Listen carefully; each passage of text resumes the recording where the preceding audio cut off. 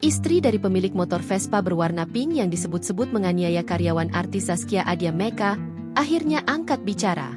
Ia membantah tuduhan tersebut dan menegaskan bahwa motor Vespa pink itu sudah dijual sejak tahun 2019. Namun, proses balik nama kendaraan belum dilakukan oleh pembeli, sehingga data kendaraan masih tercatat atas nama suaminya. Assalamualaikum, Bia Zaskia Adya Meka.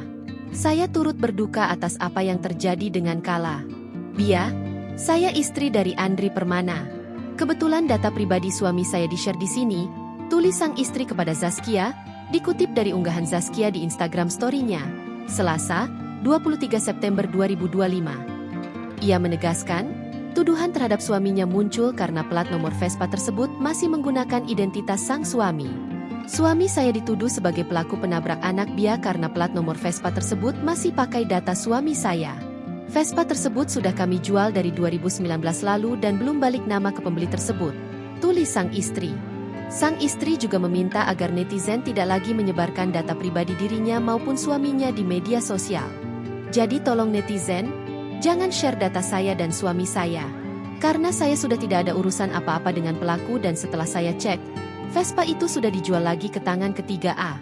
Untuk Lauren Lee, bisa-bisanya Anda share data pribadi orang tanpa cross-check dulu. Semoga hidupmu berkah selalu ya, tulis sang istri.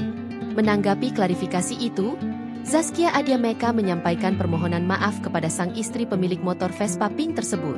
Mohon maaf jadi kena efek tidak nyaman dari kejadian pagi ini, karena yang tercatat satu-satunya hanya plat nomor motor tersebut. Maaf ya, ujarnya. Sebelumnya, Zaskia menceritakan bahwa peristiwa itu terjadi saat Faisal mengantar Kala ke sekolah di kawasan Ampera, Jakarta Selatan, Senin pagi ini. Insiden bermula ketika motor pelaku melaju melawan arah, hingga hampir menabrak motor yang dikendarai Faisal. Saat Faisal membunyikan klakson sebagai peringatan, pelaku tidak terima, lalu memutar balik, mengadang, dan menyerang Faisal di depan Kala. Akibat penganiayaan itu, Faisal mengalami luka dan harus dirawat di rumah sakit. Kala pun masih terguncang usai menyaksikan kejadian tersebut.